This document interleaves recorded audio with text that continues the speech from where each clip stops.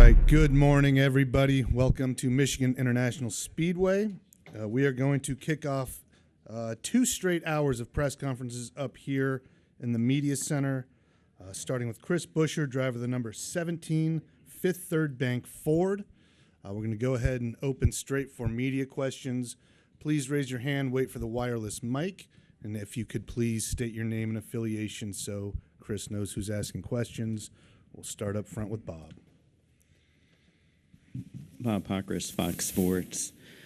Did your attitude towards your playoff hopes change at all with NASCAR's ruling that on Austin Dillon, considering there should now be at least one spot more in the playoffs based on points? And then also, what did you think of the ruling in general? Yeah, it's not going to change anything for myself or our team. We knew at the beginning of the year, before we ever got to Daytona, that this was the only way to really be comfortable at any point before playoffs was a win. And, really there's no way to get through the next 3 weeks and be comfortable without one. So, no, this isn't going to change anything for how we approach these next handful of races. For us, it's obviously we're looking at a stretch that has been very good to us. I was just laughing coming in here. Last time we were at this table was for all the right reasons. So, obviously looking forward to that for this go-around at Michigan. To come up early and, kind of be a part of, the Roush Open House and having our autograph session there and being around Jack and, Brad's hometown. Got to experience some Michigan and go check out the Woodward Dream Cruise, which I was pretty excited about the last couple nights. But so really it's just about us coming up here and trying to do all the normal things and figure out how to repeat what we did last time. So, it's obviously talk of the town, right? But it's not going to change anything for how we're approaching these races. It's not going to approach or change my driving style or how we're going to look at these things. Ultimately, it's the same thing. Excuse me, the same thing I talked about that throughout the year. If I was willing to do something different, the ending at Kansas mattered just as much as any of these next 3, and would have done something crazy there. But it's not how I grew up in this thing. You want to go to these racetracks and figure out how to go put it in victory lane, and how to have good hard racing all the way to the end. So we had a blast here with the race last year, and really looking forward to giving that another go. We'll go Jeff, then Dustin. Speaking of the ending of Kansas, there was some contact there. There was a big difference seemingly between that kind of contact and Richmond. So are you comfortable as a driver knowing what you can and can't do to go for a win at this point? Is it still murky to you, or where do you fall on that? Not in my head. I know what I'm here to do and what I'm willing to do and what I'm comfortable with. So, whatever the ruling or there may not be the most clarity there for if you're trying to put it on paper, but I know I think that we understand that what's acceptable and what you can. What you're willing to do as a driver. So, yeah, I mean, at the end of that one, we didn't touch each other until off of 4 there. So it was one of those where just good quit racing. Tried to crowd what I could and without straight up trying to block an entire racetrack or crashing, and ended up being on the losing end of it. So as much as I'd love to have it back and try something. And would, but it really wouldn't change the style of racing that we're going to do in our camp. Dustin Labino, Jason, Chris over here. With how tight the bubble is, how much will you want to know where your competitors are on the track on a given week? It's, I would say, similar to the last couple months for us is when we go to the racetrack, we need to control what we can. We need to take these Saturdays and be good in qualifying, figure out how to have a good race car, get into the race, If we can qualify well, then you can typically grab stage points early. That just comes with running well. It's not that we're chasing stage points in stage one, right? It's a matter of just being good. And for us, it's the same way we're going to approach these. How do we just have fast race cars, and how do we get our Fifth Third Bank Ford Mustang into victory lane? What have done or paid attention to, is we know the cars that are around us in this bubble. Pay attention to if they have a rough day, that if we're handed a gift of sorts in how their race plays out, then to make sure that we don't hurt ourselves somewhere else along the way. Don't do anything too crazy and put ourselves in a bad spot. So I guess it's not about laying up any. It's just about doing everything that we know to do and that we can control until somebody else may or may not have issues. But we've had a couple of issues where cars will race around, blow up, crash out, and it's just that I guess mentality of, okay, we don't need to have a 30th place day now. We need to be really good, and if we have a 10th place car, don't wreck going for 8th, but make sure you get 10th. Yep. Tyler Kuehl, M Live. Chris, another year where MIS has looming rain in the forecast here. You won the race here last year on the Monday. How, as a driver, do you approach a weekend like this with so much unpredictability and when you're in a race? I don't know what you're talking about. I haven't heard anything about that. It's been a year. It's been a year for weather. We're obviously not putting a roof over this place, so we are at the mercy of Mother Nature. And last year we've joked about it. This week, obviously knowing what's looking at, but Monday wasn't so bad last year. So I don't want to be here Monday for us, for our fans. And the biggest thing that I've talked about with everybody about the Monday win last season was simply the fact of how many people had to leave, how empty the entire facility felt, and how that can take away from a lot of the excitement. So whether that was a ton of our partners were here for a big event and had to go back to work, so we had our victory lane photos were a lot thinner than they should have been. So many of our of the Ford family and Ford execs had to go back to work as well. So that photo was a lot thinner than it should have been. I mean, everything about it.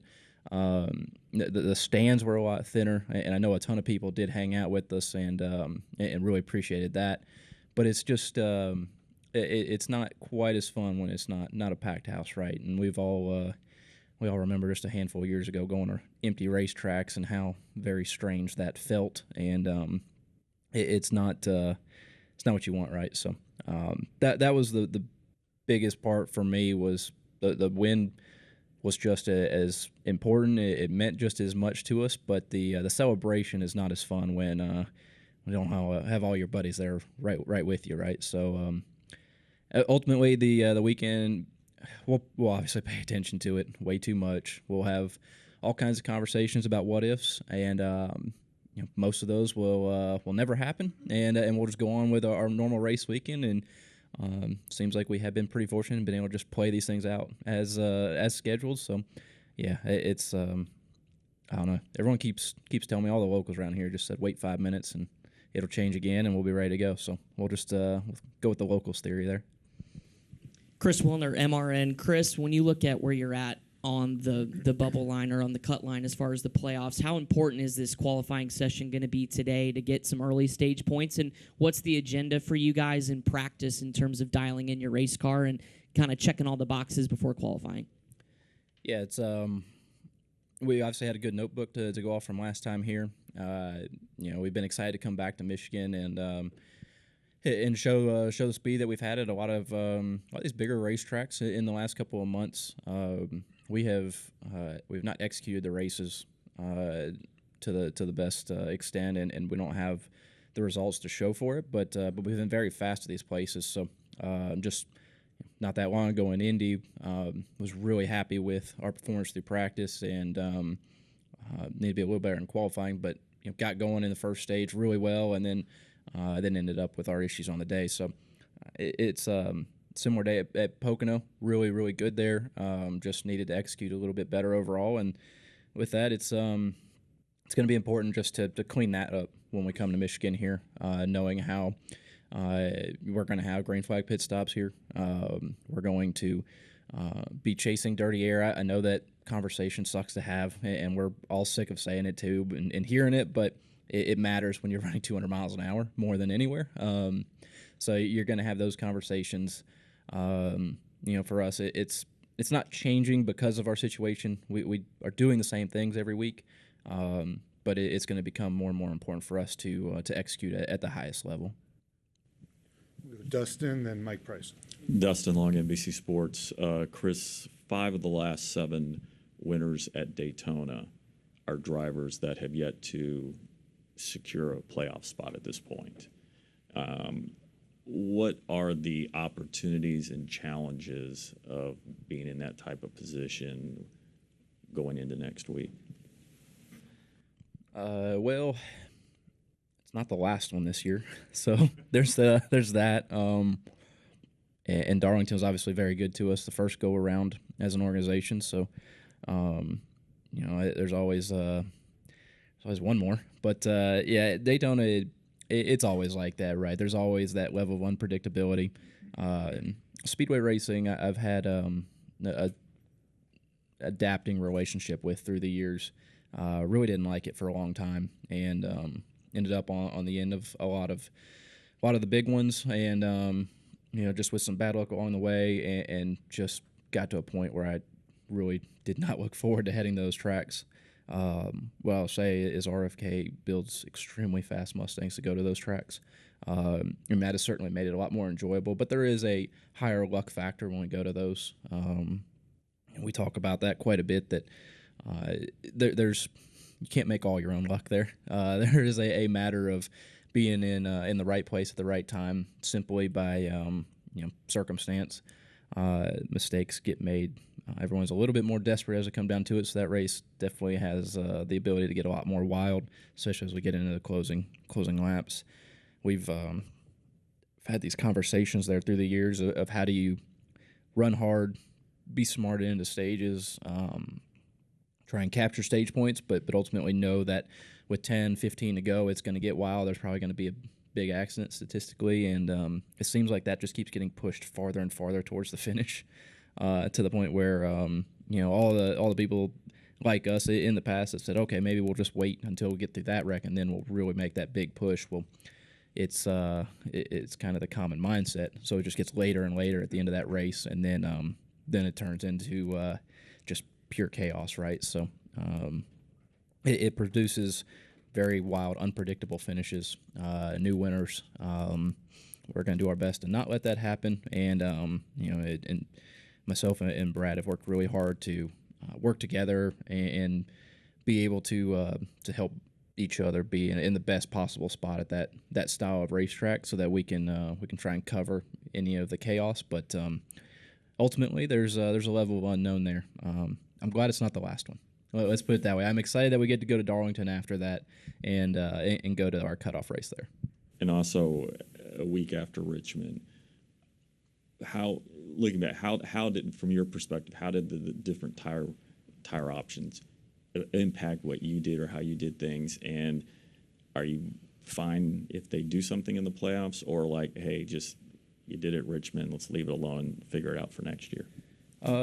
I like the Reds. I thought the fall off was very significant. I think that was really good. I'd be good with running that all the time. I think that would be a lot of fun for our racing. As far as an option when we go to racetracks, I don't know if I like that part as much, but being on the red tires there, I think that's a lot of what we've been thinking we would like as drivers. And as a sport too, it was not something you had to make a decision. You had to be good on fire off, but you had to try and control how hard you pushed it, or you would certainly pay a massive penalty on the backside of it. So I don't know, I thought that was it was fun to race. I think Richmond was the right place with the track surface the way it is. North Wilkesboro being new asphalt there, it was we all just stayed on it, right? And that's That's not out of the ordinary for new paved racetracks. We'll go a lot in whatever tire we're on. We just won't change them. But it just didn't give us the best read. Whereas Richmond gave us a pretty good idea that a different compound that had some fire off speed and fell off hard has a lot of potential. For us through that race, we ended up on a different strategy. Just after a green flag stop mishap there, and had to try and make some headway back. So we ended up putting our reds on earlier and trying to get our laps back. But ultimately, we've talked about it a little bit afterwards, and I think if that's something that stays around, then the teams all kind of converge on a common strategy, and it ends up becoming the same old same. Once everybody gets it figured out, a lot was learned in that race. If we go to the racetrack and we do this several times, then I think you really will just see most of the field on the exact same strategy again. And then I think it takes away what the big discrepancy between people all over the map once we have more knowledge. Mike? I'm Mike Bryson with Auto Week. Chris, the Dillon decision, did NASCAR make the right decision, and were you surprised at the decision? Here's what I'm in a position to where no matter what I say on this one, you can come across as being biased. And for my sake, for our team's sake, it's probably best for me to not go down that road. For us, it's got asked about it during the week, and the thing I said was, you know what, I know how we're racing. The way that race played out before anything was talked about, any penalties were assessed. Said no, it's not going to change what we do. Yes, I see that. We're going to be desperate to come out of these into these races, and it's going to produce some wild finishes, but it's not going to change how we're going to do this. I know what I want to do when I go to the racetrack. I know how I want to race, and ultimately for our team, we know what we're capable of from a speed standpoint and how we're going to approach them. So, without diving into any of the details of all of that, again, there's no way for me to have an opinion on it without having a bias. Just being right on this bubble. There's about three of us that there's no answer that's the right one in this scenario, right? So we'll just let it play out the next couple of weeks, and then you can ask again. No comment. All right. Thanks for your time today, Chris. Good luck this weekend. Thank y'all. Appreciate it.